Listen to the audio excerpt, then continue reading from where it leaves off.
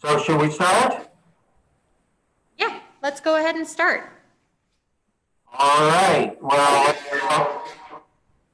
we'll call the regular board meeting of the Missoula redevelopment for July to order. I will remind people that we're doing this over Zoom, that citizen participation, you can call in, the numbers will be displayed at the appropriate public comments of the general nature at the beginning, after we approve some minutes and do some introductions, and then we'll have specific comments on specific items when we come to those. With that, we have Nancy's here, Ruth's, Tasha's here, and Melanie Brock is what we were expecting. So with that, the June 18th, 2020 regular board. Carl? Yes. This is Ellen. I'm not sure what's going on, but there's an echo and a lot of feedback going on, at least on my speakers. And I see some heads nodding, so I don't know if you've got two mics on for some reason or what somebody else does. I don't have two mics on. Is this better? Yeah. Okay. Where were we? June minutes? Any additions or corrections to them? If not, is there a motion to approve them?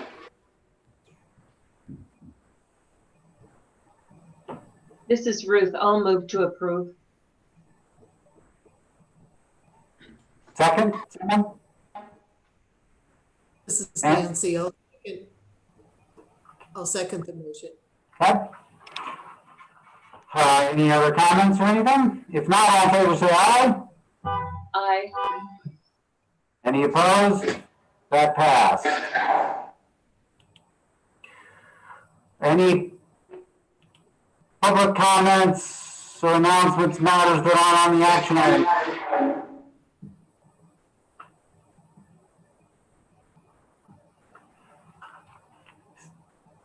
We have to wait a minute in case somebody's calling in. Did you put the number up? Jody's helping us run the meeting today. Jody Pilgrim from Parking Commission. We have that number up. How long would you like us to leave this number up for so people have a chance to call in? About a minute or so. Okay, let's leave it up for just a little bit. Okay.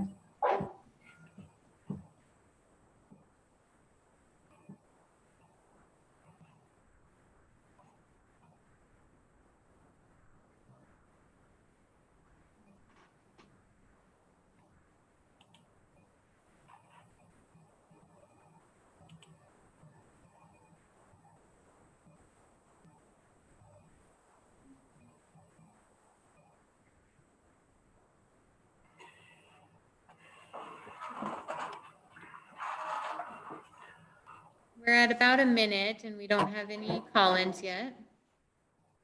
No one's calling in? Nope, not yet.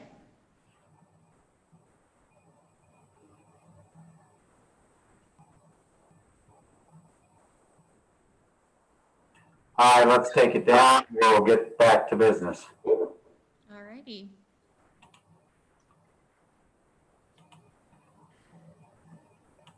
FY21 improvement project. Todd. Thank you. Can you hear me okay? We can. Okay. The MRA CIP items from last year, which should be the FY20 budget, are those involved the Year 2 and Year 3 sidewalk program projects. Both of those projects are currently under construction. We're anticipating completion of those projects next month. So staff has submitted 2 new CIP items for the FY21 budget. Those being the ERD2, Inez First and Second Sidewalk Project, and the ERD3 Northern Sidewalk Project Phase 2. So board approval of these CIP items will memorialize the projects in the FY21 city budget, but we're in no way approving the projects today or approving any dollar amounts. These are to get a placeholder in the city budget as kind of a way of sharing information with other city departments as to what the MRA infrastructure projects are, and the city council will also see these projects in the budget. So I give some information in my staff report, excuse me. Kind of get an update on our completion of sidewalks in ERD2. To date, we've had an investment of about $3.5 million constructing a little over 4 miles of sidewalk project. This ERD2 sidewalk project in the CIP will then probably come before the board next month with a request for authorization to issue an RFP to begin the process of design and engineering that project for construction next summer. And I also give a little update on the ERD3 sidewalk program. We've invested, or MRA has invested a little over $5 million and constructed nearly 10 miles of sidewalk in that district. WGM is the current project engineer on the ERD3 Northern Sidewalk Project Phase 1, and staff anticipates making a request to the board maybe later this summer or early fall to amend their professional services budget to account for completion of Phase 2 of the project next summer. So the staff recommendation today is that the board move to approve the MRA fiscal year 21 CIP items identified in the staff memo, and recommend that the city council approve the CIP items for inclusion in the fiscal year 21 city budget. Okay, any questions? Jody, if I get you to put up the numbers again, I think from the looks of it, we're gonna have a motion here pretty quickly, and then we'll take public comment on that motion. So if you could put those numbers up. Thank you. If there are no questions, is there a motion? This is Nancy. I move to approve the MRA fiscal year 21 CIP items identified in Todd's memorandum and recommend the city council approve the CIP items for inclusion in the fiscal year 21 city budget. Is there a second? This is Ruth. I'll second that motion. Thank you. Is there any further discussion? We'll take public comment for anybody that wants to call in and give it to us, and we'll give them a minute here to call in.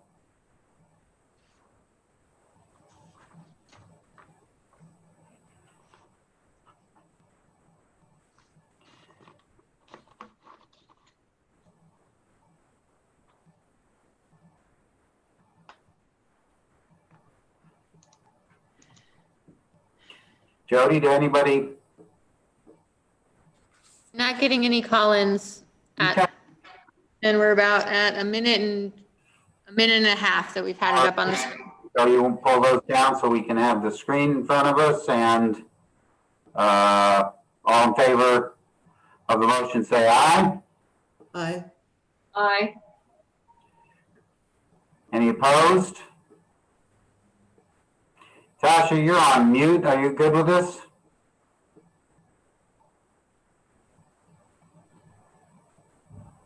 Do we have Tasha? There she is. Yeah, aye, no problem with it. Sorry, apologize. We hadn't heard from you. I just want to make sure. Thank you very much. All right, motion passes unanimously. Thank you, Todd. And the next item is the FY21 budget. Jill? Hi, can everybody hear me okay? We can. Okay. I know there's quite a bit of stuff on the agenda today, so we can kind of take a wider view of the budget, or we can get into detail.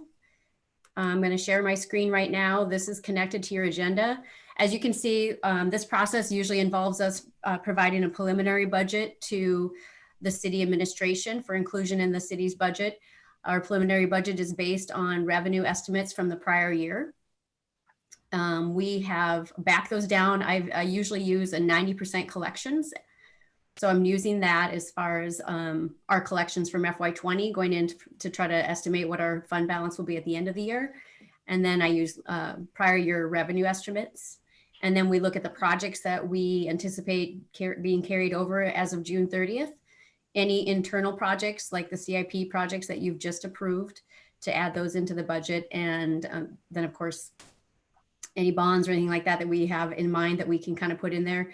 I will tell you that you have an item later on the agenda that talks about the Scott Street property. And that is a project that's moved really very quickly over the last month. So that is not included in this budget presentation.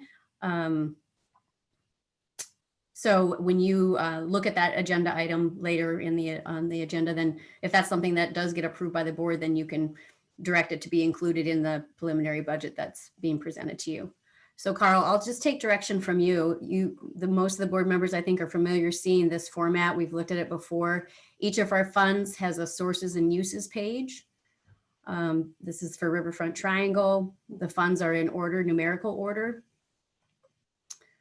In the middle of the page, you can see our estimated year-end balance coming out of FY20. Down below, you see the detail on the revenue. The revenue here, this is one of our districts that has debt service in it. So you can see the tax increment financing comes in as a transfer.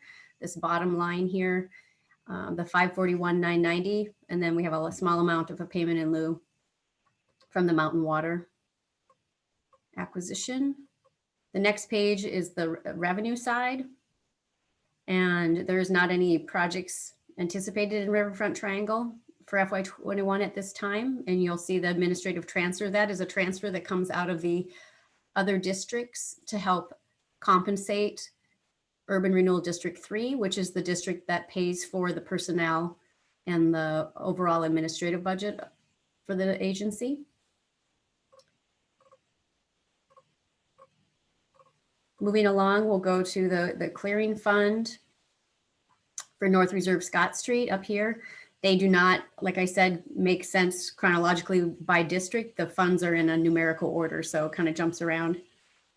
This is our clearing fund. So when we have a district that does have debt issued, we see a clearing fund where it's required by the bond covenants that the tax increment financing goes directly into a clearing fund. From that fund, it gets transferred, the appropriate amount gets transferred over to our debt service fund to pay for our principal and interest payments. So as you can see, our estimated revenue here is 1.4 million for North Reserve Scott Street.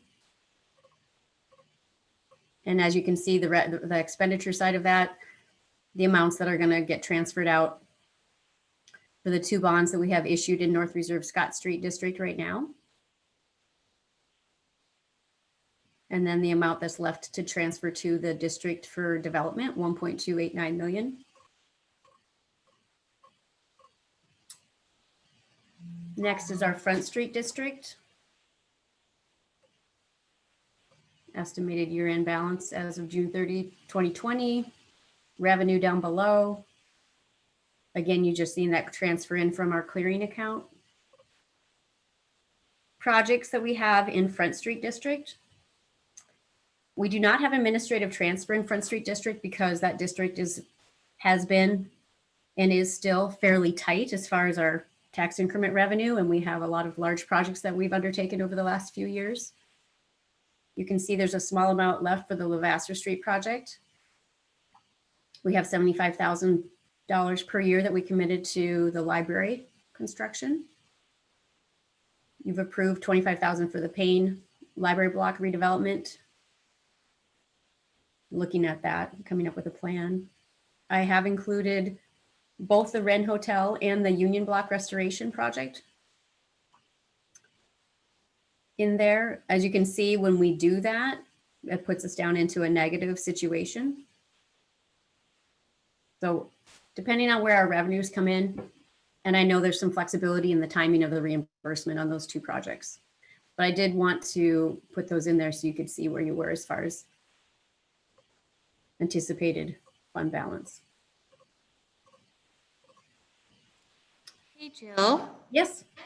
I don't want to interrupt, but we have some people who have just entered the waiting room. Do you want me to finish until you're, or wait until you're done with your presentation, or should we admit them and see what they would? I would defer to Carl. These are people who want to comment? Is that what they are? I'm anticipating. They're just people who have come into the waiting room, so it's just phone numbers who have called in. Okay. Well, we're not ready for public comment yet, so I don't know that they can see this, right? Yes. Yep, and so we can let them just wait in the waiting room if that's what you would prefer. Yeah, please. Okay, they're in there. Thank you. Thank you. Thank you, Jody. So this is our St. Patrick Safeway project. This is the debt service. If you recall, this debt service is coming off of the Safeway St. Patch project was on an exempt piece of property. So that debt service is paid only with the tax increment revenue from that particular project. And as you can see, this format's the same. Estimated year-end balance, revenue coming in. If we are short on tax increment financing to pay the debt service, which we have been the last few years, then that bond is set up that there was a guarantor, which was Safeway, and they make up the difference. As you can see, there's that miscellaneous revenue right there, 2,667. That's the difference that they're anticipated to make up.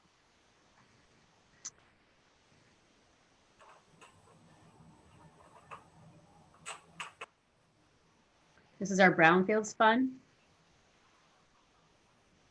Again, all of the tax increment collected from the mill site pledged to the brownfields comes into this particular fund and goes out to payment.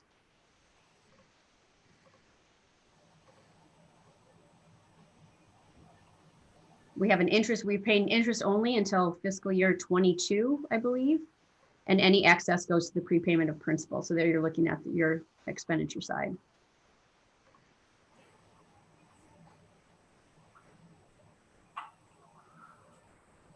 As part of the debt service that we have in our Urban Renewal District 2, the original mill site bond of 3.6 million required us, that was sold in 2006, required us to have a reserve.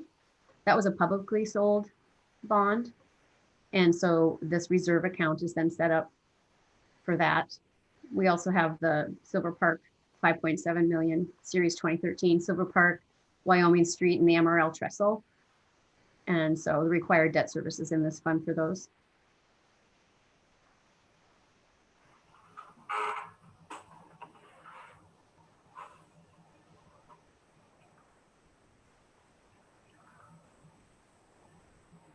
So this again is just the debt service side. This is the ERD2 debt service sinking fund, what those payments are.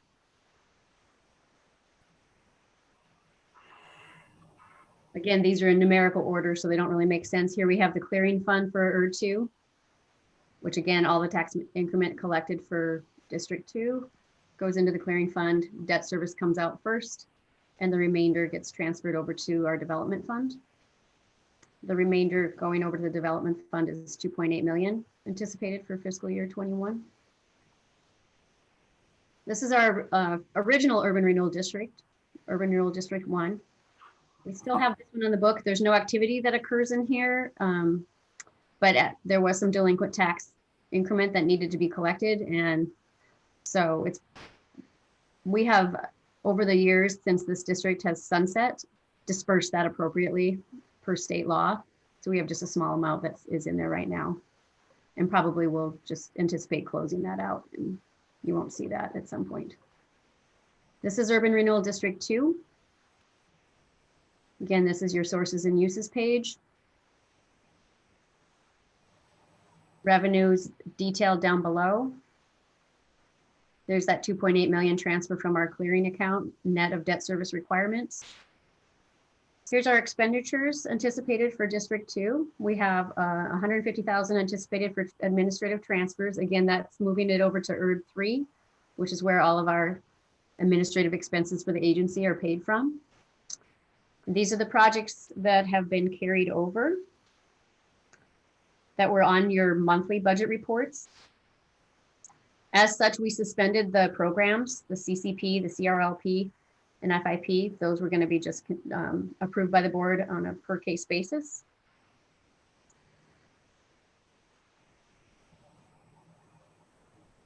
Just going through these. This is the CIP items that you just approved are slightly more than halfway down the Inez. And I can see there's an error right there. Do you see that the formula is missing for that total? So I need to adjust that. That's going to adjust your contingency down below by that 450,000 and reduce that. So that was an added line. So that's an error I need to correct. Here's your sources and uses for District 3.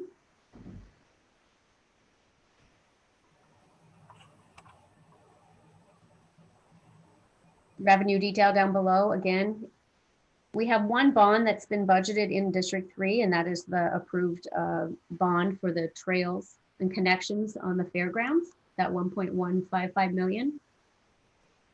And that's been carried over from fiscal year 20. All of these transfers down below at the very bottom of your revenue detail are the ones that are coming in from the other districts to support ERD 3 for those administrative costs. Here's the expenditure detail on District 3. The personnel numbers come from the city. Those numbers are provided to the agency by the city as far as the staff and staff salaries and any anticipated COLA increase. Our supplies, there's been no increases in our administrative budget other than for supplies, for example, that's the same. Purchase services, our audit fees are in the purchase services. These are our 300 account purchase services. That will mean something to the accountants in the room. This is also where we reimburse the city of Missoula for services that they provide the agency. And usually we see a COLA on that, a cost of living increase or an annual adjustment on that. So we've seen a little bit of that. I think it's 3% this year. You can see we had our tax increment remittances in there prior, but we do not anticipate having one in fiscal year 2021, but that is a decision that is made by the city council. As far as the projects that are listed down below, those are all carryover projects except for our sidewalks that you've just approved in this as part of the CIP.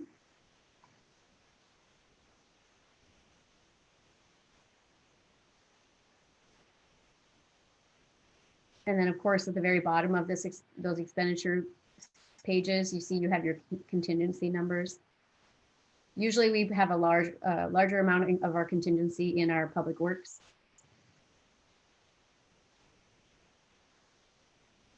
And there's a number there that I need to change. You see that one's in programs. It needs to be, that 2.6 million needs to be up one.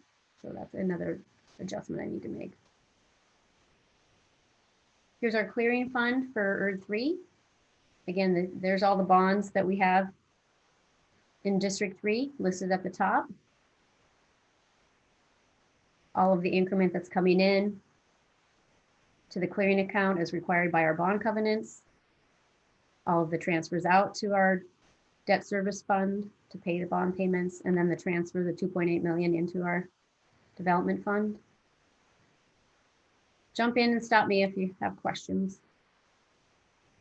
Now we're looking at the debt service for ERD 3. The specific bond payments for all the bonds.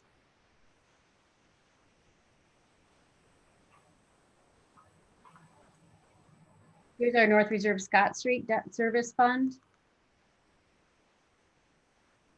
Again, sources and uses. Excuse me, I'm jumping around a little bit here.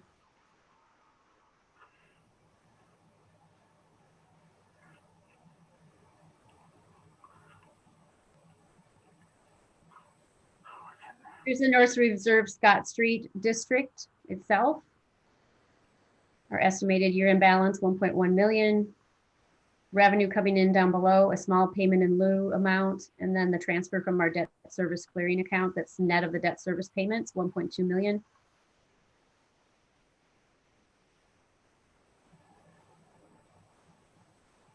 North Reserve Scott Street projects.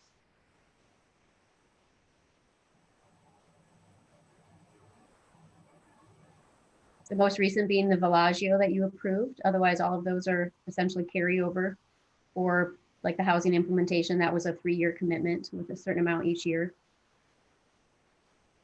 Total contingency down here on the far bottom right corner, 1 million. And then here is our Hellgate district. Not a lot of activity in this district yet. Wasn't a lot of tax increment available for any activity in this district, so we're slowly seeing that change.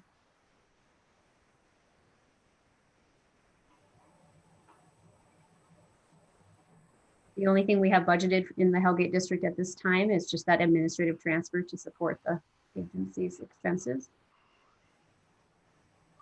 Here's our Intermountain bond. This is an ER2 bond. This is another one of those exempt property bonds that we did when we did the Series 2006 Sawmill District lease buyout. This is for the Corso project and the Source project on that property to the west of Russell Street. Tax increment generated by that parcel is greater than the bond payment required for the bond.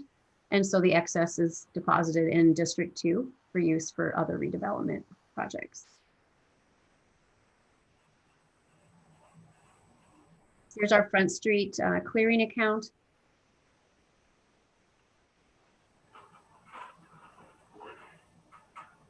Down below, I just want to note on the Front Street one, and we also would have had that show up in ER2 and ER3. You see a personal property reimbursement of the 53,000. So we have our tax increment that's generated by the district, the development that's occurred, and then we also have this personal property reimbursement. Those are the reimbursements that come from the state of Montana when they've made changes in state law that has affected the increment, reduced it. So for example, personal property laws have changed, and so there's less increment that's been collected for on that type of property. They've done a reimbursement, and that's where we see those.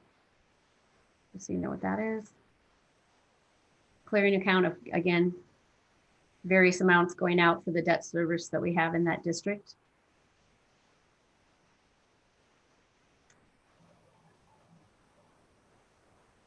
This is a specific, we have a, if you recall, we did the parking structure in Front Street District, and we were a partner with the Missoula Parking Commission.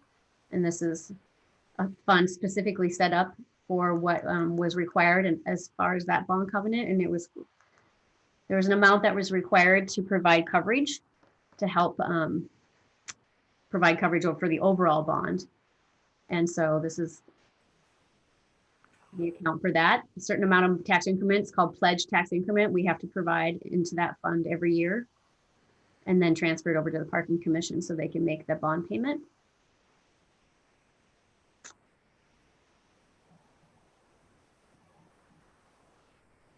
Here we have the subordinate debt. So that is the Front Street parking structure.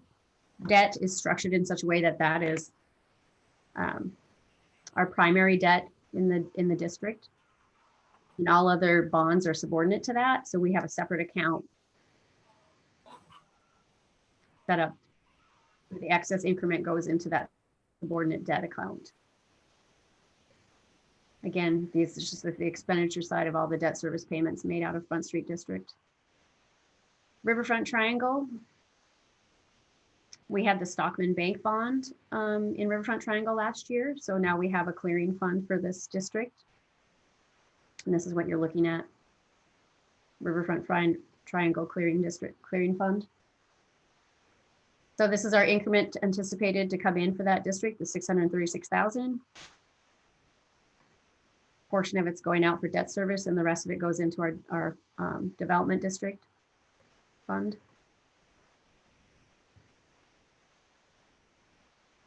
The mouse is getting a little tired here. Here's our Riverfront sinking fund. So again, there's the debt service side.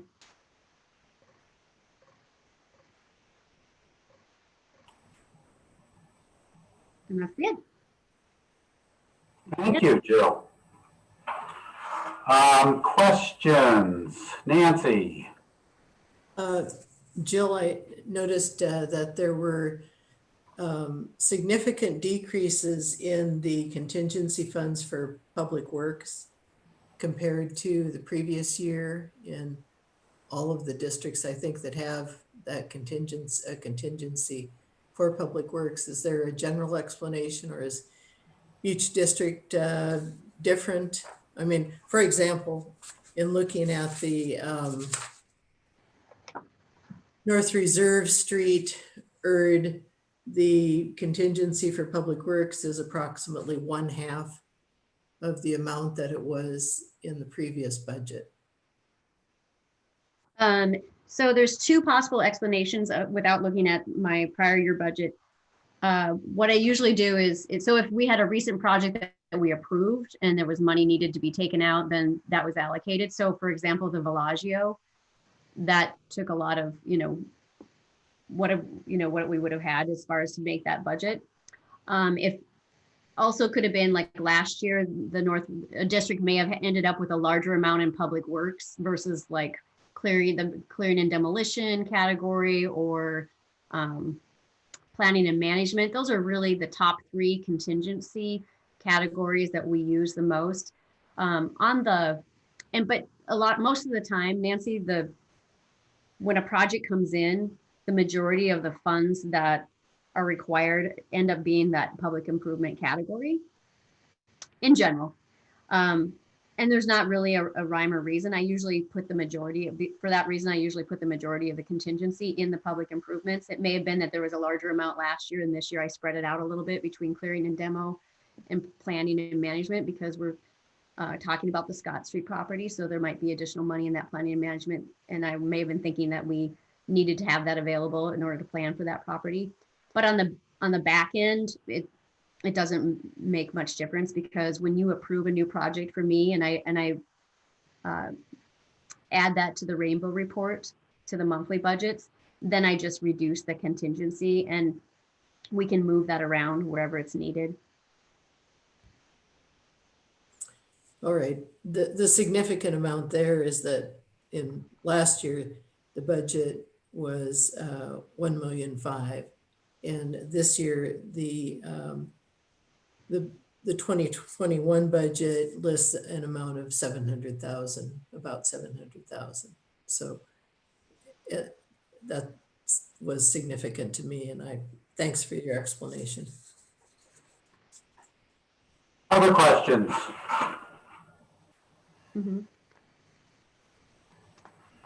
If not, so we approved this as remind me again, Jill, I have to be reminded every year of this. We approved this as a preliminary budget because we're guessing at revenue, or not guessing, but we're estimating revenue, correct? Correct. So in the past, the board has always approved this as a preliminary budget, and it's preliminary because we don't have our taxable values from the state. At the very front of the document, the taxable values will be available on August 3rd. And that's when we get those from the Department of Revenue. And then all of the taxing jurisdictions don't complete the mill levy sets. They need to set their mill levies for the fiscal year. And usually we don't get those until October. And so what I usually try to do for you is we adopt this because we have to provide a preliminary budget of what we anticipate doing in the new fiscal year. But I amend it as I get those. So as soon as I get the taxable values, then I give the board an update on that.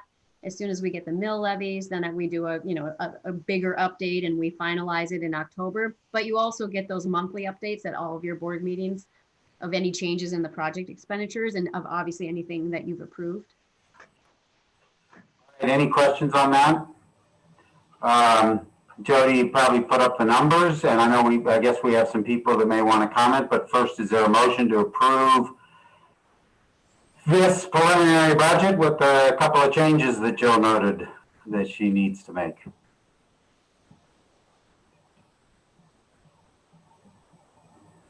I'll move to approve the preliminary, this is Ruth, I'll move to approve the preliminary budget with the corrections that Jill already noted. Okay, is there a second? This is Nancy. I'll second the motion. Okay, is there any further discussion? And is there any public comment?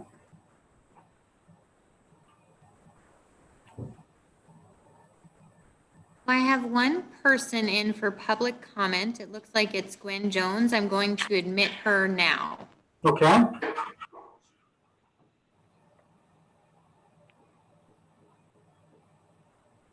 Hi, Gwen. This is Jody. You're in. Can you hear us okay?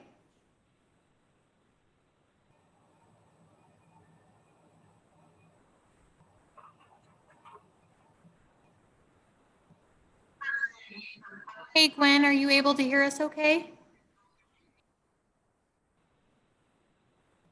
Yep.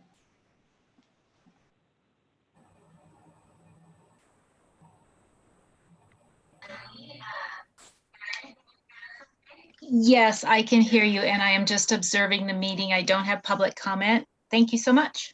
Okay, thank you. Oh, thanks, Glenn. Any other comments?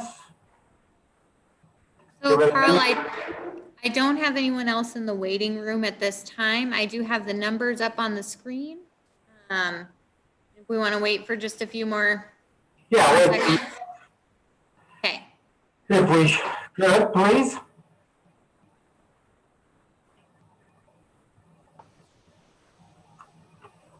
Carl, this is Jill. I did have another comment to answer, further answer Nancy's question about the contingency in North Reserve Scott Street.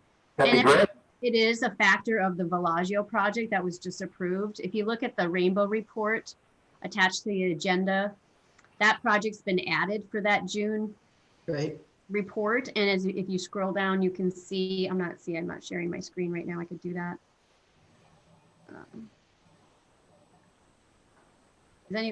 I can't do that because Jody's sharing it. But Does that answer your question, doesn't it, There. Nancy?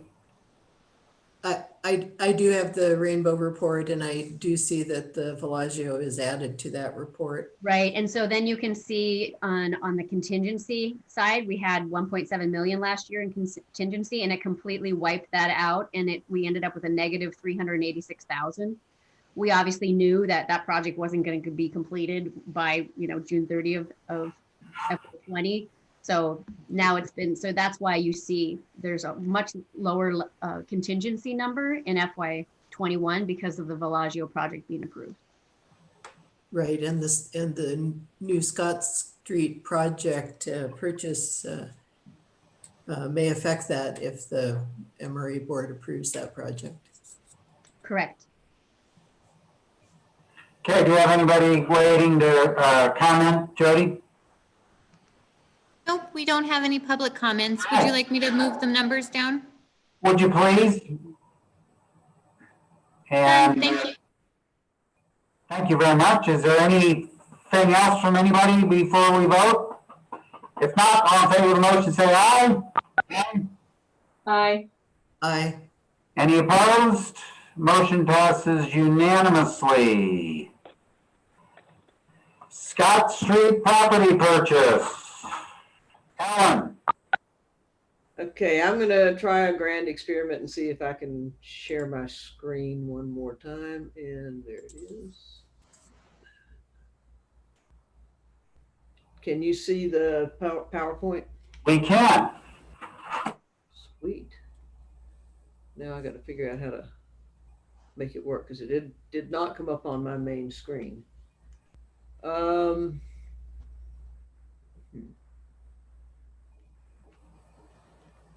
Okay, I'm going to go ahead and start my report. I'll dink around with this while I'm talking, assuming I can do two things at once.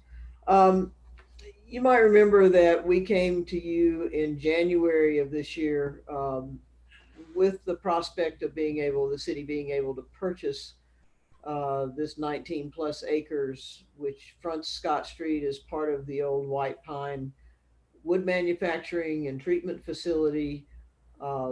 it's kind of laid fallow for a long time. And the city was able to negotiate a buy-sell agreement with the owners, I believe in December. We've been working through that, and in January, when it came to the board, what we asked you for was an appropriation of up to $55,000 in order to conduct our due diligence around the purchase. And at this point, we have completed due diligence. We've had an appraisal done, which has justified the purchase price, and we have done some environmental, kind of a consolidation of all of the environmental studies that have been done over the years. WGM Group did. Can you figure that out? So we only spent about $31,200, which leaves a balance of $23,800 in that $55,000 that you approved back in January. I've kind of inserted a paragraph from that memo, which gives you the background on this. And right now we're trying to figure out how I can make this PowerPoint so I can click through it, and it's not being cooperative. So I may just talk through this and not bother with the PowerPoint, which is fine with me. Basically, we've got 19.15 or 13 acres is the total property there. The front 9.8 acres is has been cleaned up to residential standards and can be developed. We've been working through some legal issues with the sellers based on some deeds. The deed, when Huddy conveyed that to them, that property to them quite a while ago, and with DEQ to release some restrictions that were placed on that a number of years ago, and we have worked through those to the satisfaction of the city administration and city attorney's office at this point. So we believe that if we buy the property, the way everything looks right now, we are free to embark upon planning and redevelopment of the property once we get through the planning process, which will be a very public process. One of the things you may have noticed at on the front end of your agenda is what's called a public engagement link. The city has bought some software called Engagement HQ, and we now have a page called Engage Missoula where we can take projects that the public might want to comment on or make input on. I'm not going to do the PowerPoint lesson. Thanks. This is an issue of SD home versus being on the big server, and it just doesn't seem to work on my computer very well, even though we did a dry run before this meeting.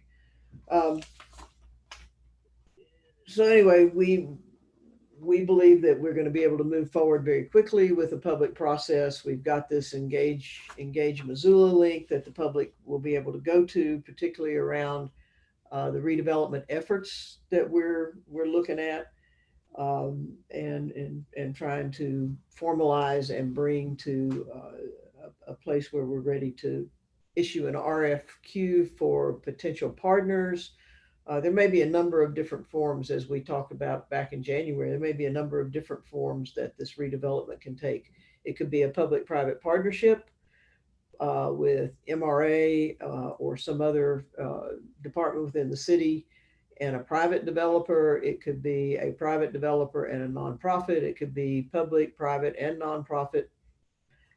There are lots of different variations, and I think we need to determine with particularly the north side and northwest side neighborhoods and the citizens what it is we want to see there, and then we will know how to structure an RFQ to go out for partners or for redevelopment of this 9.8 acres. We're reasonably certain that one of the things that will be a topic of discussion as we get into the public comment and public input aspects of this is that we've got Scott Street Village, which has been developed, which really has changed the kind of the feel of that area of the North Reserve Scott Street Urban Renewal District. We just approved Villaggio for financing, which is a 200-unit permanently affordable housing project at the end of Scott Street, the north end of Scott Street near the interstate. We have the third phase of Scott Street Village, which has not taken place yet, which is a multifamily component to that, which could be up to 60 additional units of multifamily housing. And then we've got 9.8 acres that we can do housing and other things on. So we suspect that, as it should be, there will be a lot of discussion around how we deal with traffic, how we deal with Scott Street as being basically the only way in and out of that area, unless you want to cut through the north side neighborhood. What needs to be done to facilitate that amount of traffic impact. And you'll recall one of the major components of the North Reserve Scott Street Master Plan that MRA commissioned after we created that urban renewal district was that there basically is no infrastructure to speak of in this larger urban renewal district, and that has to be a primary focus if we want to encourage redevelopment. The other thing that this purchase does is that if we've got the Public Works City Shops facility there currently.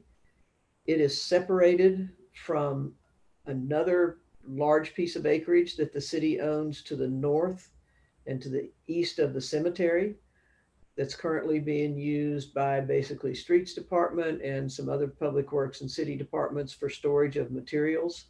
This will allow us to take the western 9.1 acres of, or 9.3, I'm sorry, acres of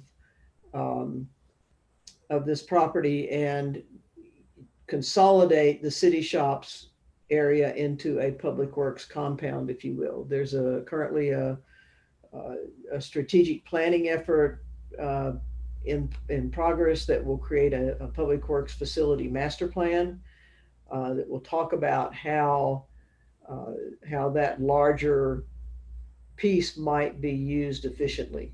One of the constraints right now is that a portion of that westernmost acreage is being used for environmental cleanup of the larger area. There will be what's called a land treatment unit put on there that will be used for material which is coming basically from property to the south that was part of the White Pine operation. Will be used to place that material there until contaminants dissipate and it can be disposed of at the landfill. There may be some of that soil that can be disposed of earlier than others, but right now the schedule is that the LTU, or the land treatment unit would be constructed in 2021 and remediation would be completed somewhere around 24. It only takes up a portion. Is it possible for you to take down your not working PowerPoint? Maybe, And, if I can find it. well, we need I'm you. sharing the screen. Yeah, get out of sharing the screen. Yeah, I'm sorry. It's not even coming up anymore.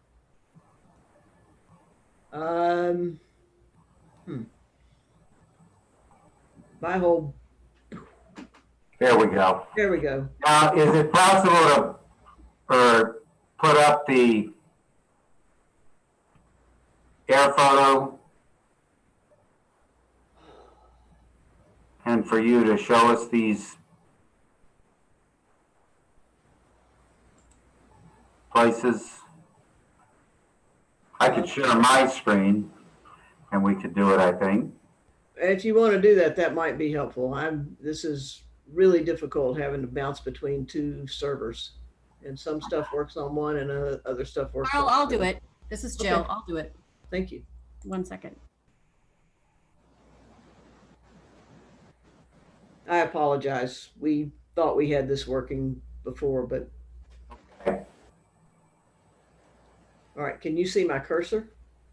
No, you'll have to tell Jill where to put the cursor.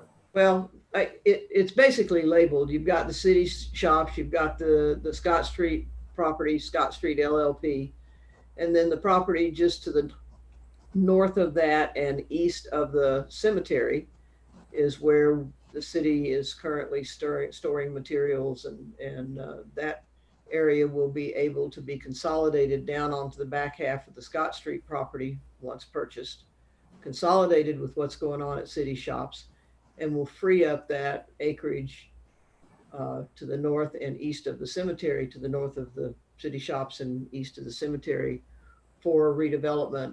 We think a lot of which would be residential development. The other thing that we think will happen during the public process, and we think is important, is as we look at what happens to that easternmost 9.8 acres of the Scott Street property, we'll be looking at what kind of neighborhood support, commercial or retail, would make some sense there. There's virtually nothing that serves that fairly dense neighborhood to the east.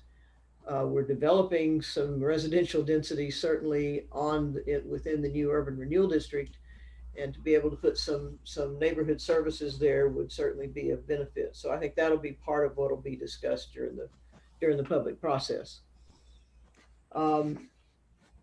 We've been working with First Security Bank, and relative to financing, this would be a private placement, as have been basically all of the bonds we've sold for the last number of years.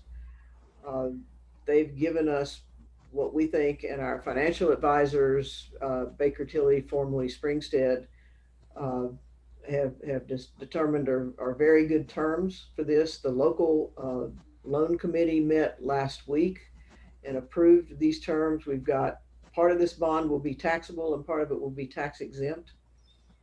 And just to back up and explain that, the tax exempt portion would be the westernmost acreage that will be part of the city's public works operations, because that will always be in public use. The front 9.8 acres will be a taxable bond, which will give us the maximum flexibility in terms of what kind of redevelopment scenarios take place there if we have a private partner, or if it were to be developed primarily by a private party and a nonprofit, or just privately. That taxable status on the bonds allows us to do that without any repercussions. It's a little higher interest rate, but right now the spreads are really good compared to what they have been at times in the past. And because of the way the appraisal numbers worked out and the relative acreages, it conveniently ends up being a 50-50 split in the opinion of our bond counsel. So the math is pretty simple here, and we'll have a taxable piece that's 4.5% interest, a tax exempt piece which is 3.8%, an origination fee of 0.5%, which has been consistently what First Security has charged us, a term of 25 years, coverage of 1.20. And right now our coverage numbers that Baker Tilly's been running are anywhere from 2.4 to 3 times, to 3 times. So our debt to revenue ratios are acceptable. And the local loan committee approved up to 6.8 million in total bonds. We right now are looking at a total of 6.604. So we've got some wiggle room there. The numbers all look good. This, of course, will need to get, and our revenues for the district look good. Based on FY20 revenues, we had 1.45 million in revenues. We've got a small piece of debt out there which paid for infrastructure for Scott Street Village, Consumer Direct, and an expansion of Brett's RV and Marine. Once you combine the two debt service payments as we calculate them today, there's still around $863,000 in surplus in that district for other projects. So we feel like it's a really sound financial structure. We have a willing purchaser of the bonds. We have a willing seller of the land. And we certainly have the capacity in the district to make this important purchase and move forward with the master plan that was created shortly after we created the district, or the city created the district. So at this point, staff recommends that the board approve the purchase of the property and the issuance of bonds in that district, and make that recommendation to the city council, as ultimately both ownership of the land and the issuance of bonds are a city council decision. I'm happy to try to answer any questions. And once again, I apologize for the lack of a PowerPoint. Questions?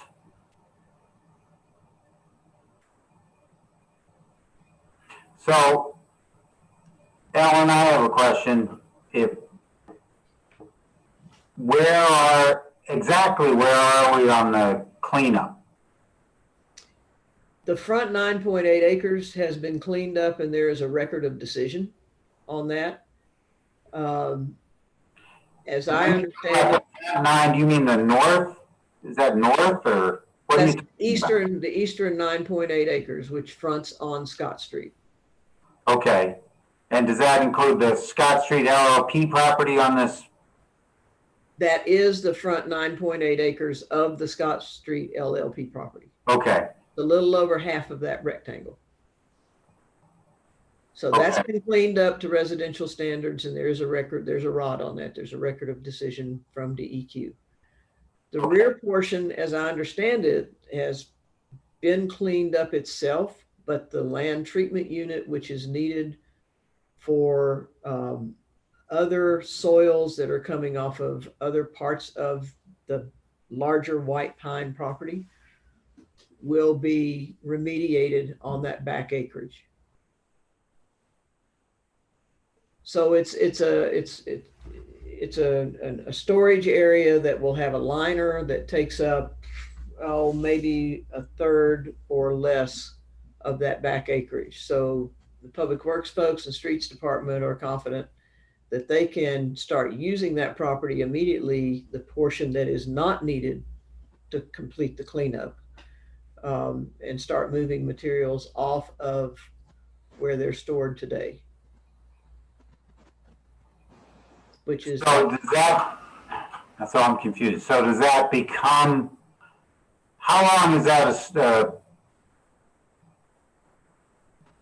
contaminated waste storage or land treatment area?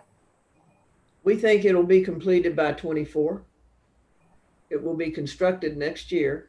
And the speculation is that it will take 2 and maybe 3 years for the toxins to dissipate, and for that to be able to be taken to the landfill. Some of it may be able to go to the landfill today, but some of it will need to dissipate. Okay. And that's at 24? The 2024 is the date that we're working with right now. Okay. HUDIG requested of DEQ a month or so ago. They requested an extension that the LTU should have been being built this year. Because of the COVID virus and financial impacts and operational impacts that's had on HUDIG, they asked for a 1-year extension, and DEQ granted that. I mean, it's their responsibility to build the land treatment unit, HUDIG's. And they, like everybody else, are struggling through this pandemic.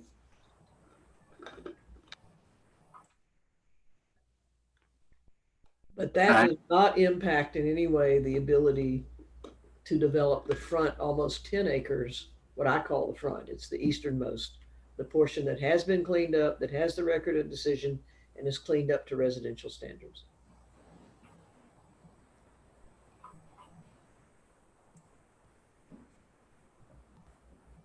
And then, I'm sorry, I think you answered this, but then the long-term use of the back 9 acres is what? It'll be part of the city shop's public works operation. Right now, their operation is separated by this Scott Street LLP property.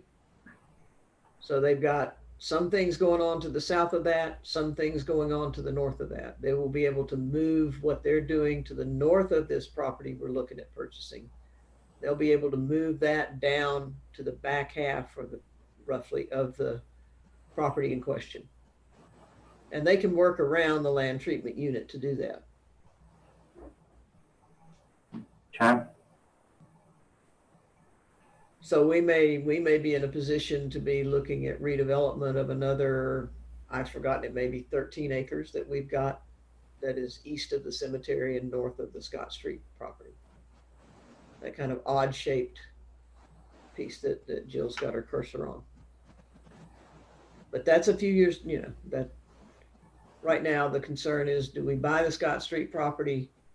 And if so, moving forward with how we're going to redevelop it and then redevelopment of it.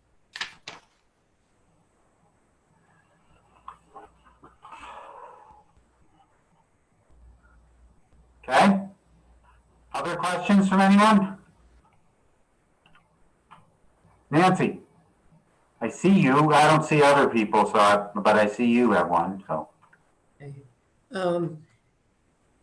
Ellen, so do I understand that once if this purchase is made, then there's no tax revenue from the acreage until that almost 10 acres is developed? Is that right? That's correct. And right now the revenue is $22,000 a year. So it's not a big hit. But it would go off the tax rolls when it's transferred to the city if it is. And who did the appraisal and when was it done? Craig Cosina, Kimball Cosina did the appraisal and it was done 2 months ago. Yeah, I don't remember the date, but it was, yeah, it was done after you approved the due diligence funding in January. So it was underway in February, March. Okay. We probably got it from Craig around sometime in April. All right. What does Gwen Jones, do you have a comment on this property? And the planning that's going to go into this?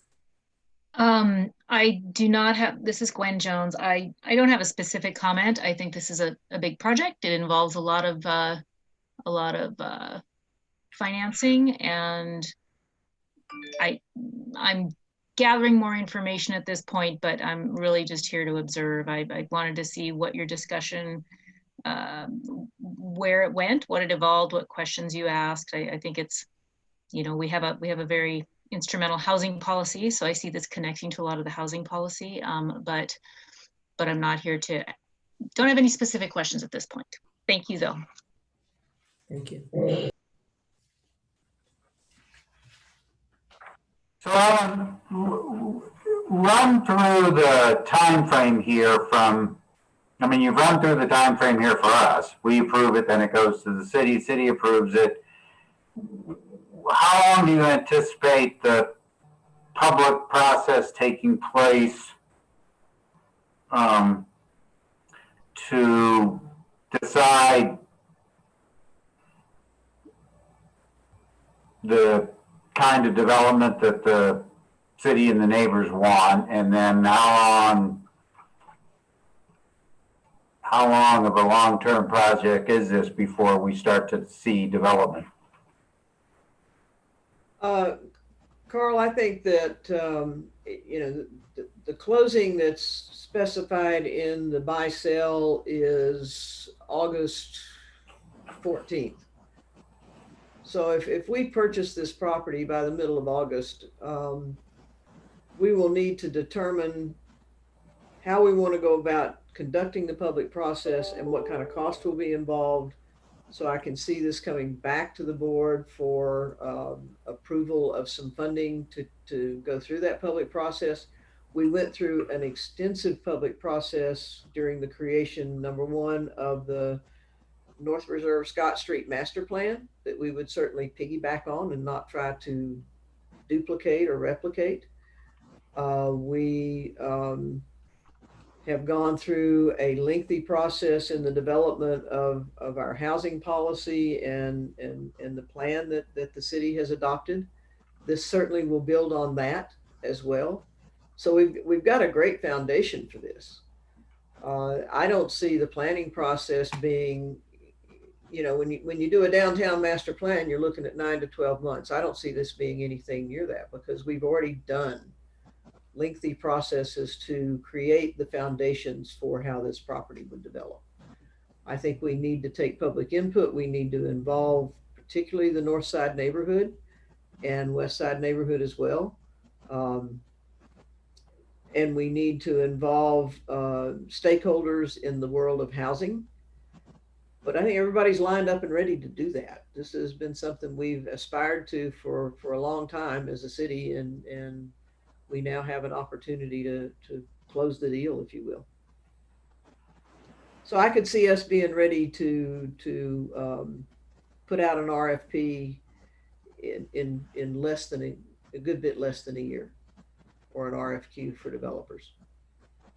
And then I think the market is going to obviously have an impact on this, but housing does not seem to be something that's a terribly shaky investment in Missoula right now.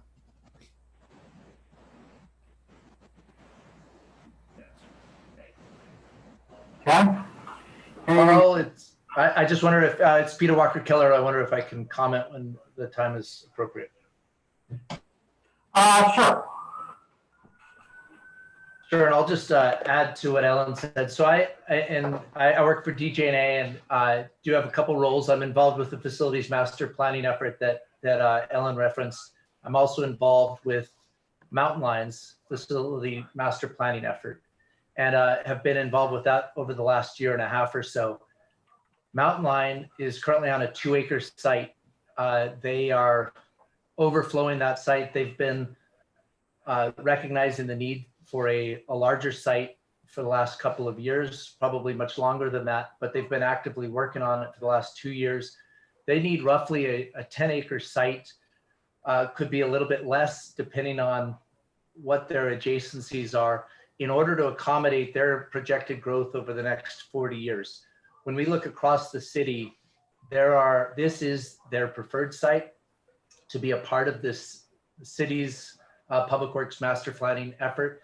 And this Scott Street property, through its acquisition, all of a sudden you go from several disjointed pieces of city property to a potentially aggregated piece of property that would be close to 30 acres. There is virtually nowhere else in the city today that Mountain Line can readily move to. That's in a desirable location. Because of the way that their financial models work, it's important that they are located close to the core of downtown. And so from that perspective, I guess it's just, in addition to solving some of the city's needs around consolidating public works facilities, it's also an opportunity to meet other interests for the community, such as Mountain Line. And the last one that I'd say is MDT is another partner in our prospective partner for the city in terms of consolidating like typed facilities. And if MDT were able to find a new home, then they'd potentially vacate their current 14-acre site over there on West Broadway, and which could be used for higher and better purposes than it is today. So just wanted to add that additional context around what this acquisition can mean for our community as a whole. So I fully support and appreciate MRA's and the city's efforts in this pursuit. You have your hand up. Hello, Carl, Dave, this is Brian. I'm the city's Chief Administrative Officer. One other piece I'd like to point out, along with planning efforts that Ellen cited in the North Reserve Scott Street Master Plan and Missoula's housing policy, and the other plans that are going on. MRA is participating in an effort with the Missoula Economic Partnership to discuss the Opportunity Zone. We've had some working meetings with them that included engineers, private sector folks, realtors, and just want to relay that as part of that process, this site and a site and sites on West Broadway have been prioritized as high interest for opportunity zone investment. And so that I just wanted to pass that on. Thanks. Brian Rosberg joined us, and did you have something to add, Brian? Yeah, thanks, Carl. I just wanted to mention to folks, I think a little bit of history here is valuable. When the cleanup plan was initially produced by Montana DEQ, the original version of that plan did not call for a cleanup to residential specifications for any of the property. And one of the very first things I did when I was first-time council in 2014 was carry a resolution that the council unanimously passed requesting the DEQ revise that plan to clean up at least that eastern portion, the just shy of 10-acre section, to residential standards. And this was because the neighborhood plan and the constituents in that area recognize the opportunity and the value of residential development mixed in with some community services and light industrial. And so, and in fact, I think it would be valuable for you all to have that resolution, and I can forward it on to Ellen, though that may be after the fact. But basically, I just wanted to speak in support of this. The community has long, in that area, has long seen and had a vision for residential development mixed in with other supporting ancillary sort of development. I think it's completely consistent with the planning efforts that have been described. I appreciate Ellen mentioning that there are some challenges to work through, as will always be the case around like traffic and transportation infrastructure around Scott Street and adjoining areas.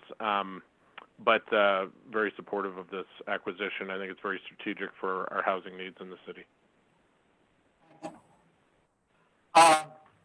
So I guess I want to just make sure that I'm clear, get from Ellen, Dale, Brian. It looks like John Adams is on the call. Maybe he's somebody, if he wants to chime in about how comfortable you all are that the back 9 acres is going to be available for development and use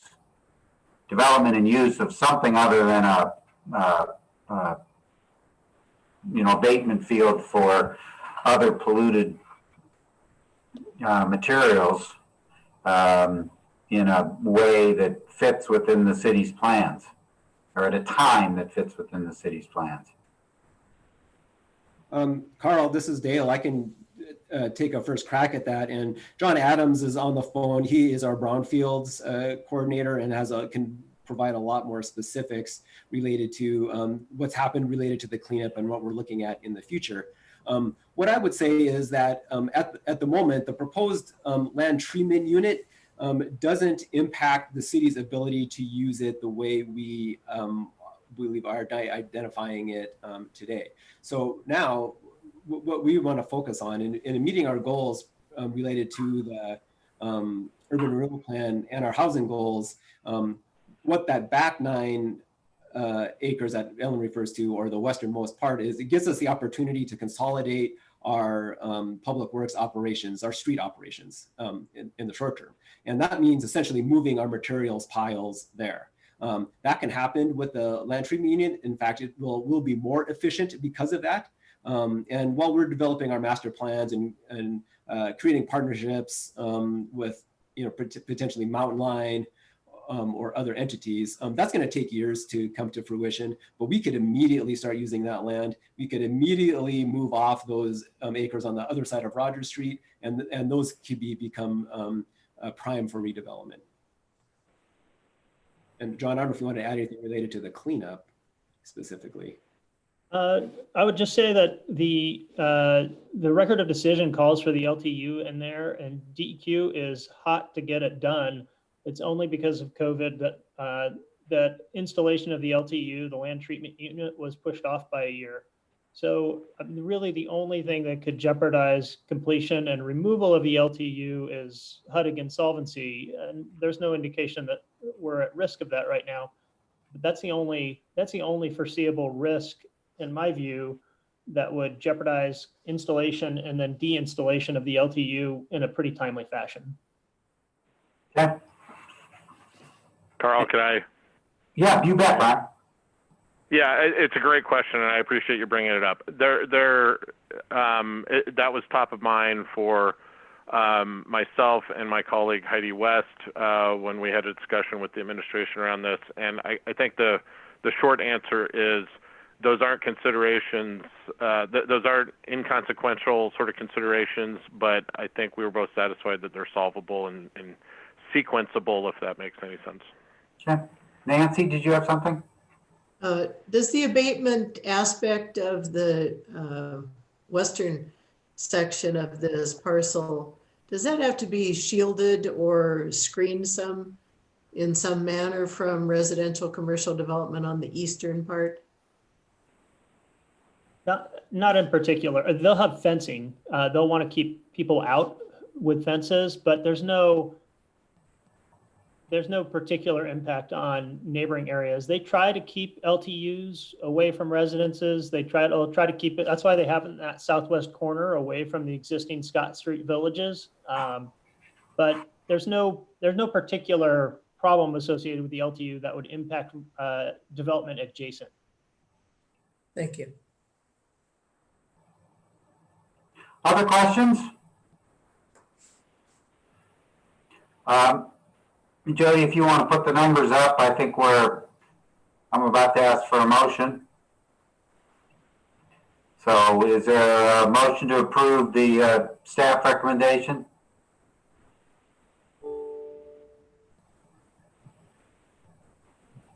Somebody? I'll move to approve the staff recommendation. This is Tasha. Thank you, Tasha. Is there a second?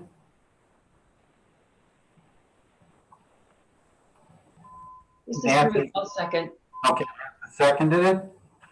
Is there, while we're waiting for public comments, anybody on the line, anybody in the meeting have any other comments to make?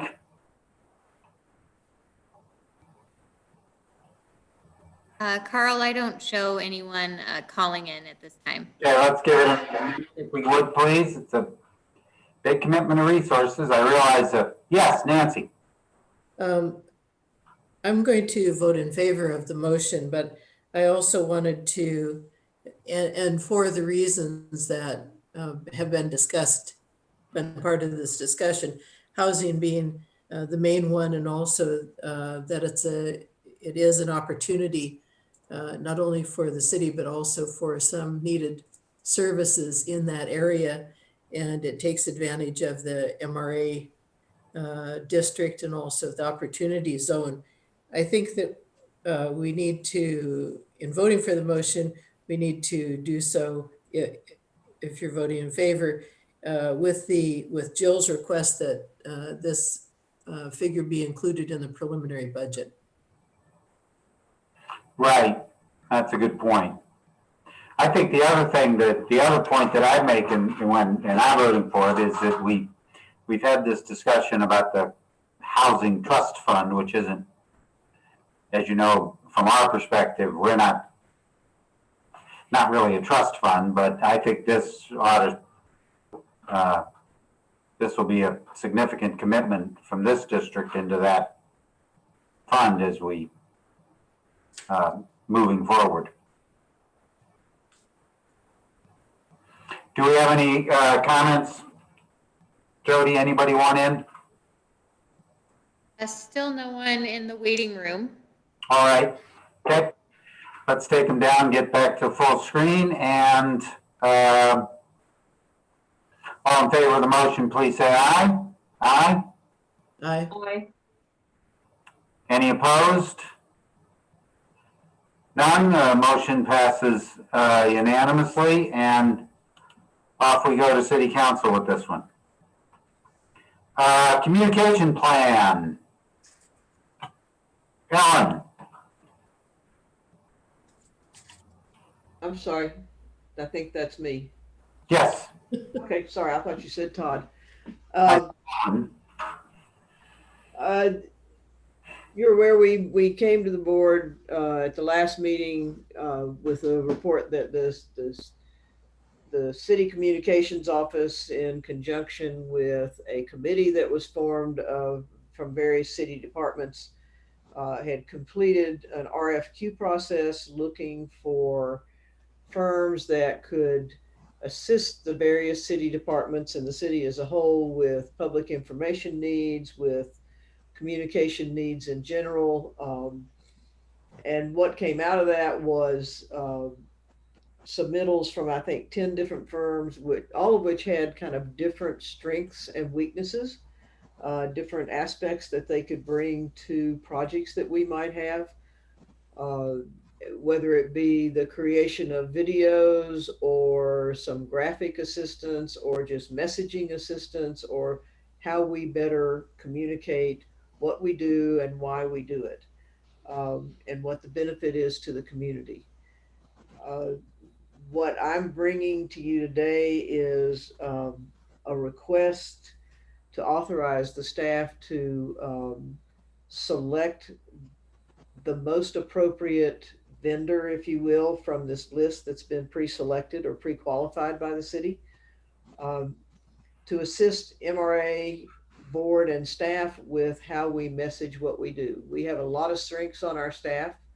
We're great at project management. We're great at putting together the agreements that are needed to make projects happen. We're great at planning and laying the groundwork for projects, but we have historically not been the best in the world at communicating what we do. And in fact, when Urban Renewal District 1 sunsetted, thank goodness the board directed us to put together the story of Urban Renewal District 1. And I'm certain that without that directive, we would have just moved right on to what are we doing in districts 2 and 3 to make them as successful as Urban Renewal District 1 was. Because that's what we do. We get projects done and we move to the next project. So what this would do is allow us to work with the strongest team that can serve what we believe are our needs as an agency, to put together public information for the citizens of this community and for the elected officials and other interested parties as to what we do, why we do it, and what is the benefit.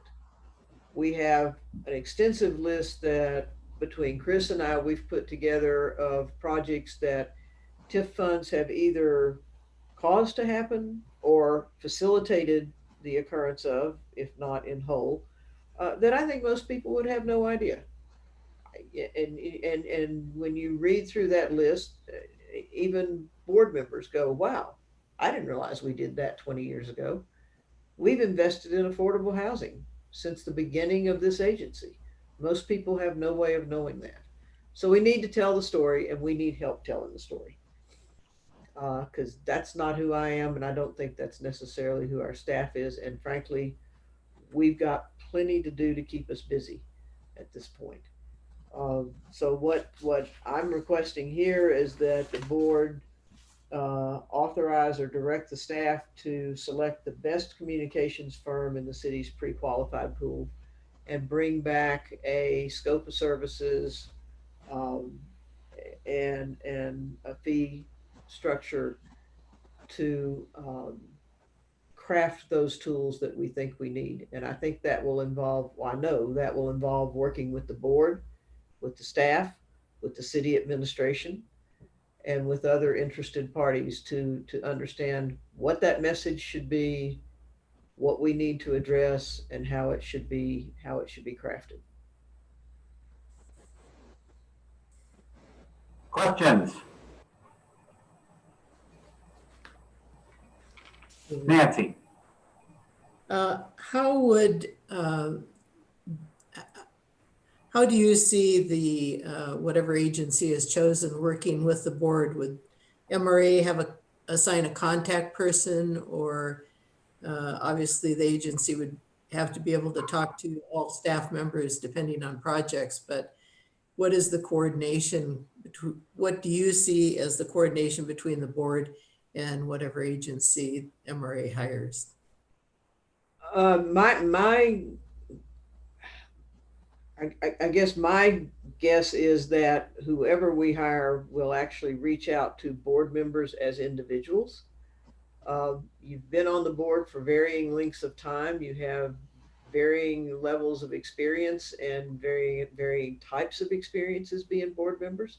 So I think there will be 5 unique perspectives on that, just as there are on many of the projects we bring to you, because you have different bases for experience and frankly different perspectives. So I would see directing whoever we work with to reach out to the board members individually. I think there could easily be a working session that would involve board members, staff members, and quite possibly city administration, certainly our communications office. I think there are a whole variety of different ways that those interactions will take place. And I think a lot of it will depend on what agency we choose, because everybody's got their own way of doing things. Right. And I'm understanding there are a number of agencies with different talents. And what is the criteria for choosing one of those agencies rather than asking for proposals from more than one and seeing the various experiences that those agencies have in addressing what we want? And I'm glad that it was addressed in your memo. I think the 3 issues, the 3 sections that you set out are fine. I think as we talk with a couple of these different agencies, I mean, some of them have skill sets that I'm not sure that we need at this point in time.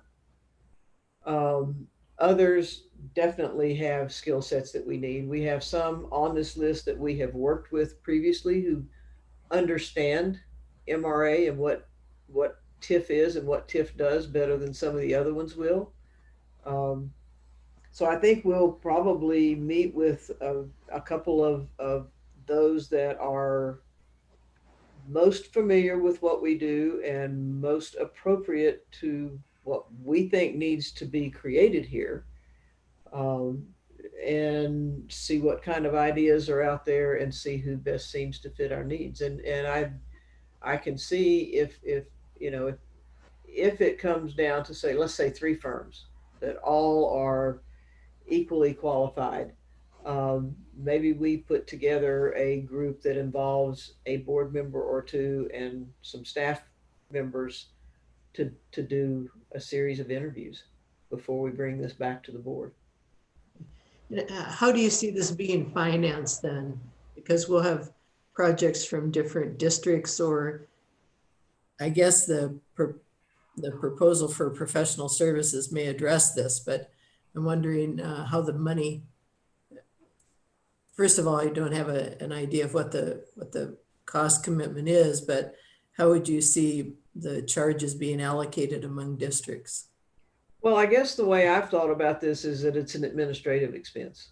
I mean, it is messaging for the agency. It is public information coming from the MRA. And I think it probably comes from each of the districts as we contribute from those districts to District 3, which carries the admin burden for the agency.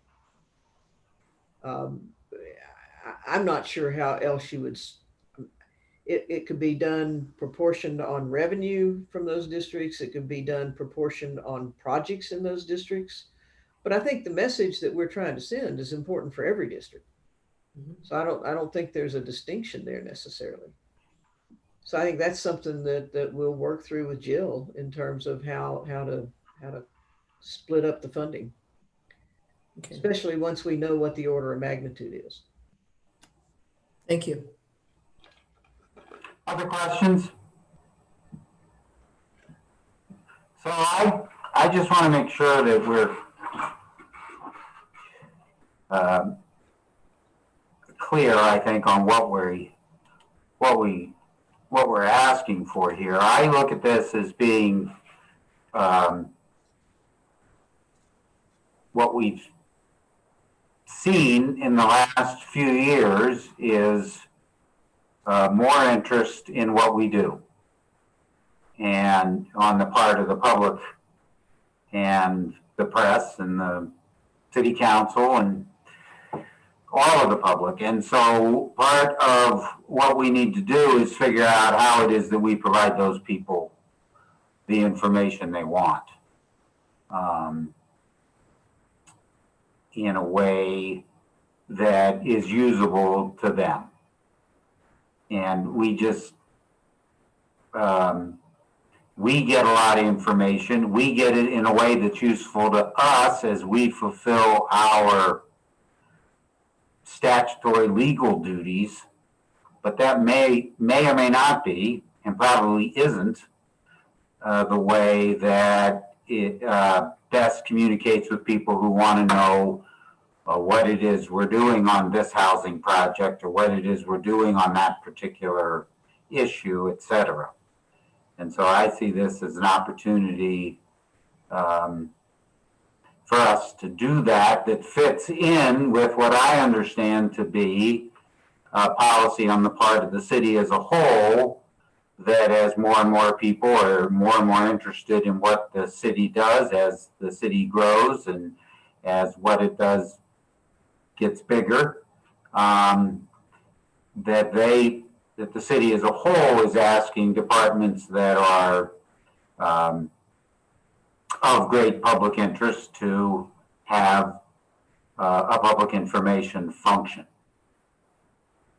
So for that reason, I'm all in favor of this. I look forward to seeing the proposal. I have no idea what it's going to look like, but hopefully it'll be something we can work with. Would you, Jody, would you put up the numbers? Because I think we'll probably get a motion here in a minute. So are there any other comments from anyone? If not, is there a motion to approve the staff recommendation? This is Ruth. I'll move to approve the staff recommendation. Is there a second?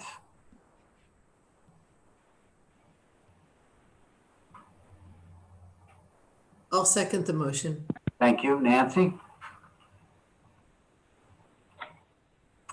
While we wait to see if anyone wants to make public comment, is there any more comments from any of the people who are in the meeting or participating now? Carl, this is Brian. Yeah, Brian. I just wanted to thank the board for considering this. I urge you to support it. And among the folks who I think Ellen was describing who would be interested in helping out, I'm very comfortable on behalf of council volunteering myself and Vice President Gwen Jones. Okay, well, there's our subcommittee.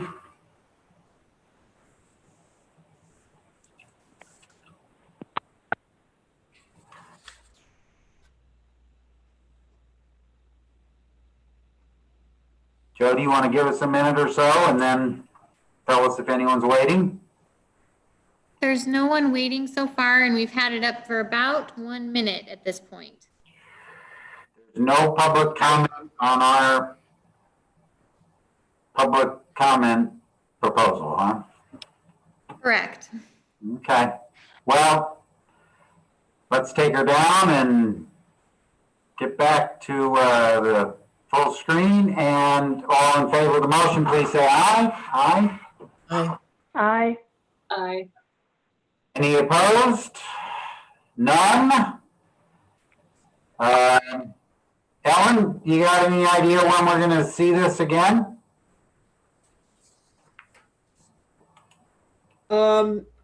Hopefully sooner rather than later. I would love to think that we could bring something back to you in September at the latest. Okay. Maybe August. Okay.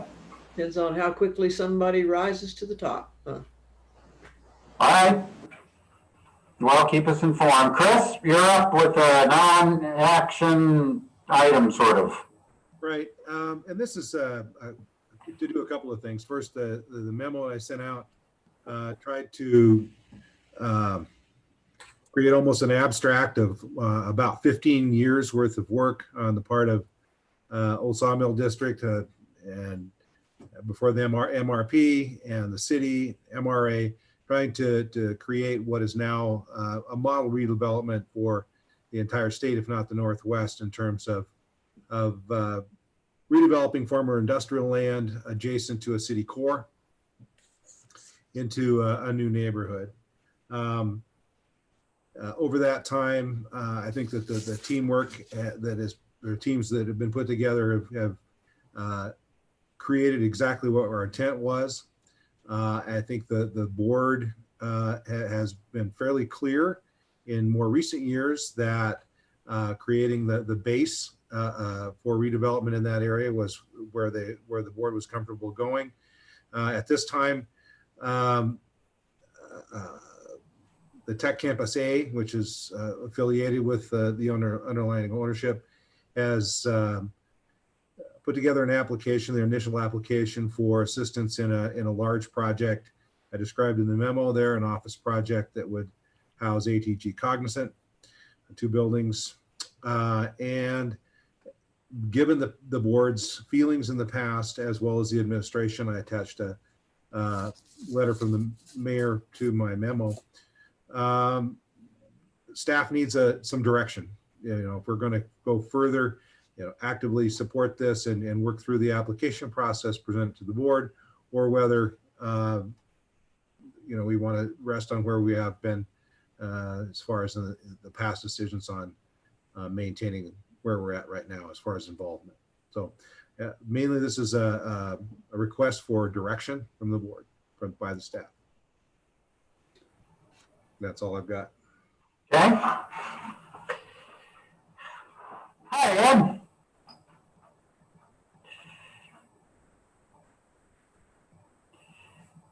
You're muted. There we go.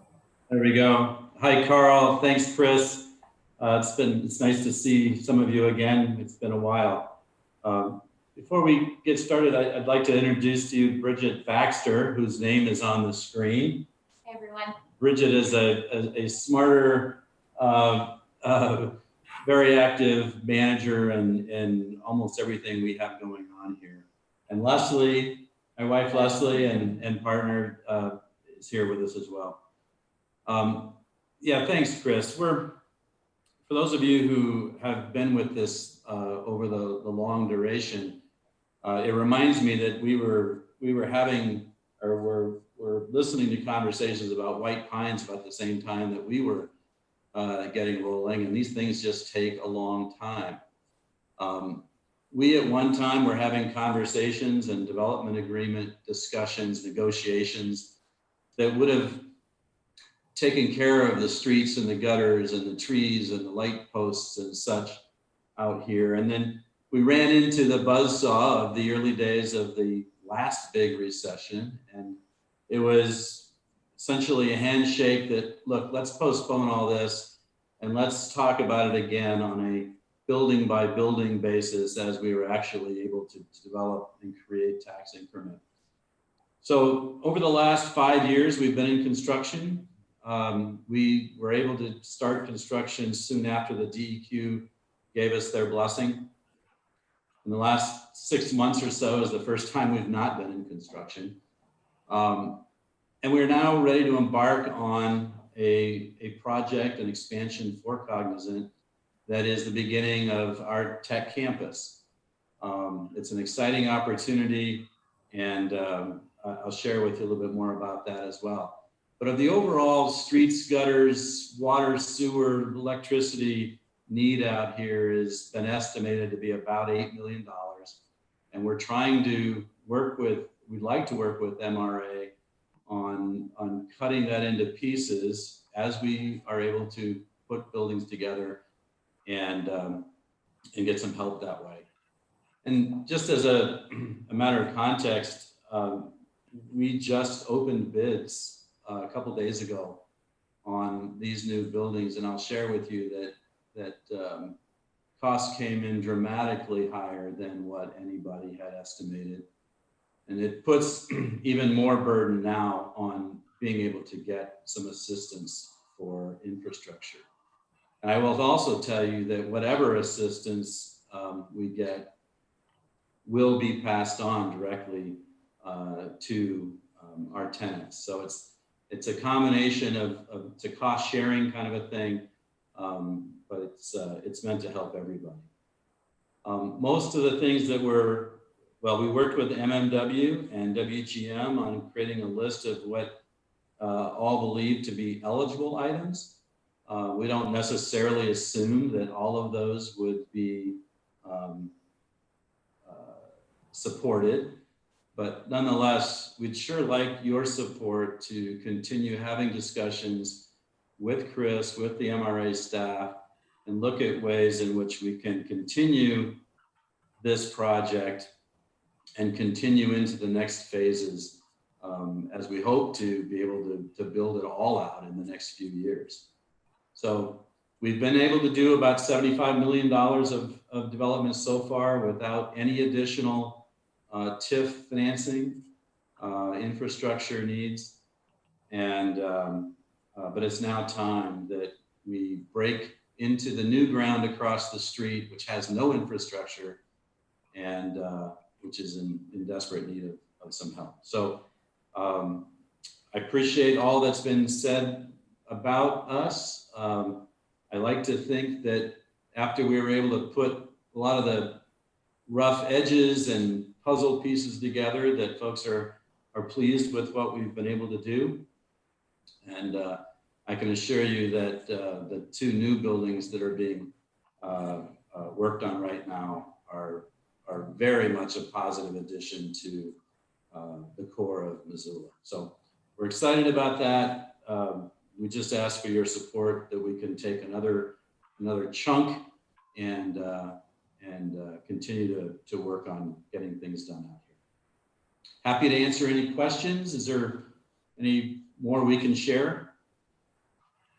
We'll find out.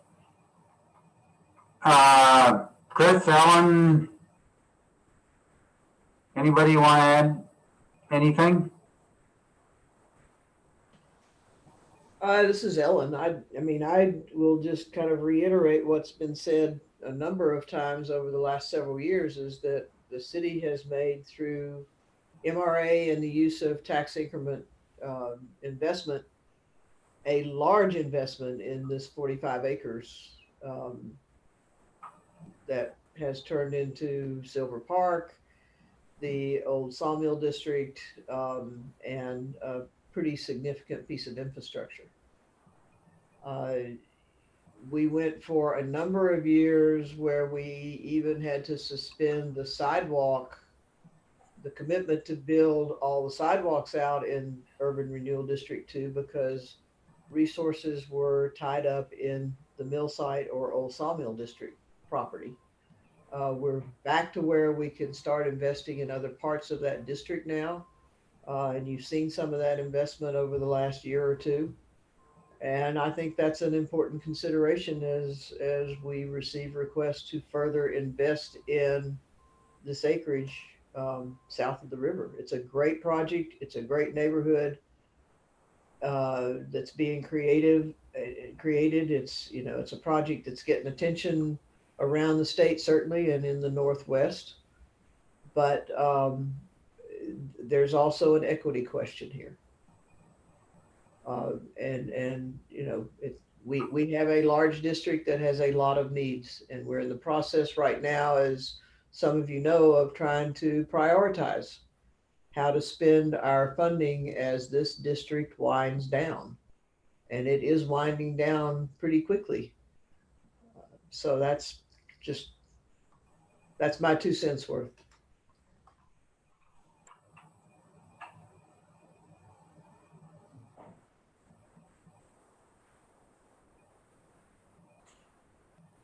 Okay, anyone else? Hey, Carl, if as a closing statement, maybe Ellen's absolutely right. There's been a lot that was contributed to public works projects here in this area. And the building out of the park came as a negotiation after we gave the city the land for the park. The parking for the park and the stadium was absolutely needed. The rebuilding of the trestle was a public works project that facilitated access into this area, but it also facilitated the construction of Wyoming Street and the connection to Russell Street. The construction of this early segment of Wyoming Street was what allowed for the $75 million of construction that we've been able to make so far. You know, I don't know that you would find many projects in the urban core that put the burden of having to build their own streets and infrastructure onto the cost of the project, and that will work. Especially what we've just seen, they don't work. So without a cognizant that comes to Missoula with a perspective of paying the kind of money that they might have to pay in Denver or Dallas, these projects don't go anywhere. I respectfully agree with Ellen, and also say that this is a continuation. You can't take on a $250 million revitalization effort and then stop halfway. And we'll do our best, and we'll continue to work on it. And we've certainly appreciated the support we have in the past, and more is needed. I wish we had been part of the opportunity zone area, but that didn't happen either. So we're looking for ways to get some support. If you've got ideas, we'd sure love to hear it. We're open-minded and looking for ways to collaborate and move forward. Thank you. I don't quite know how to proceed.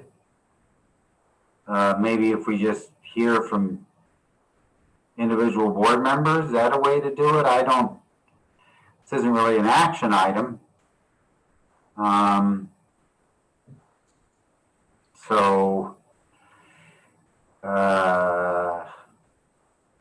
that? I'm not, this is a little different than what we usually do. Chris, help me out here.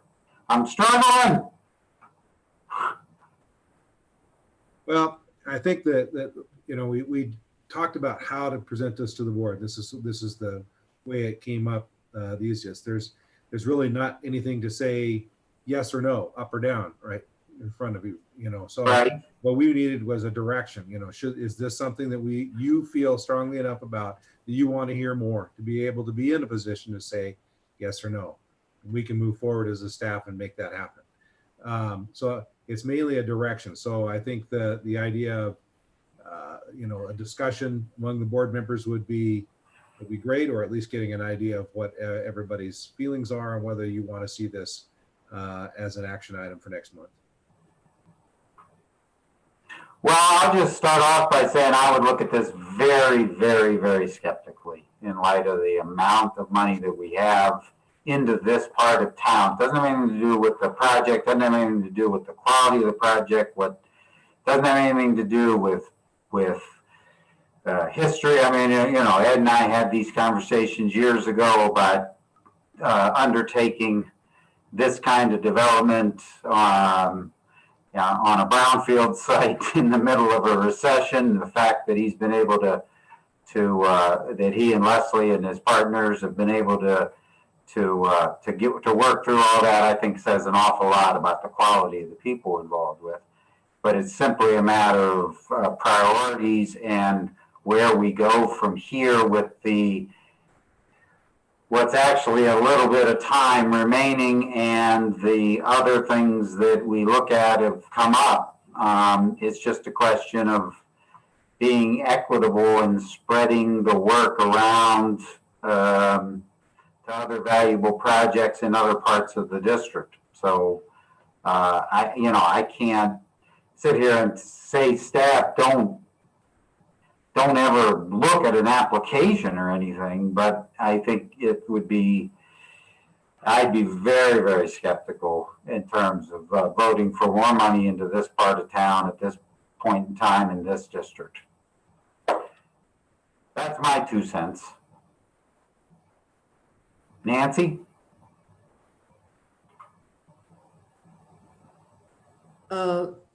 Well, I agree with you. I agree with the mayor, and I especially agree with the mayor on his compliments to the development that is already in place. MRA has been clear in the past that it has invested what it's going to invest in this area. And we are just right on the edge of doing further planning for the area, because 12 years is not a very long time. And I am not in favor of putting additional money into what essentially are projects or infrastructure that MRA in the past said they would not fund. Thank you. Ruth, anything to add? Nothing to add other than my agreement with what's already been said by Carl, Nancy, the mayor in his letter, and the memo.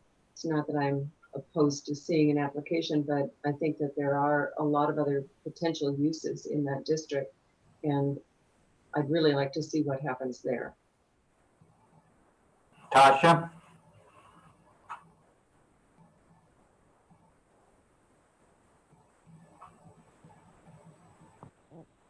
I don't have anything to add, Carl. Thank you. Okay, thank you. Chris, is that direction? I think that gives us a pretty good idea where to head. Okay.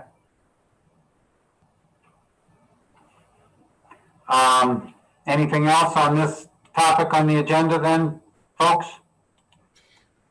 I'll add one more thing. You asked for some comments, and I kind of avoided it. I think that ultimately, in my mind, the trade-offs become, actually very concrete. They're not as nebulous as they could be. There's a good portion of this district that in 1990, when this district was created, had a severe lack of the most basic infrastructure, even being available within blocks, including water and sewer. So we have a large piece of that district that remains that way, primarily to the north and west of the mill site, or west of the mill site, along between the mill site and Russell Street, but more particularly on the west side of Russell Street. I think that, in my mind, I know there's lots of other opportunities in terms of providing affordable housing and a lot of the other priorities that the administration and the board are looking at in terms for the rest of the next dozen years.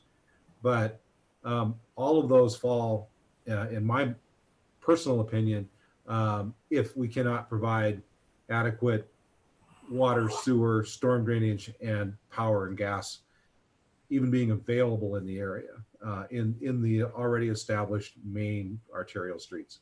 So that's kind of where my feeling was, and I was holding back and I couldn't do it. Well, I appreciate that, Chris. You've, of course, bring the history and the knowledge of what it takes to do this stuff. And I appreciate that. So with that, can we move on to, see, Ellen, did we get was it no director report because Budget reports, anything on budget reports or anything, I'm sorry, let me back up. Ellen, anything you want to add by way of a verbal director report? No, I don't think so. I don't think there's anything that the board's not already aware of that's going on at this point. I'm happy to answer any questions if anybody has anything specific that they're curious about. Okay.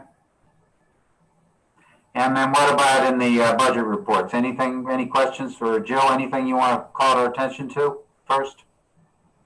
No. This is Jill. Hi.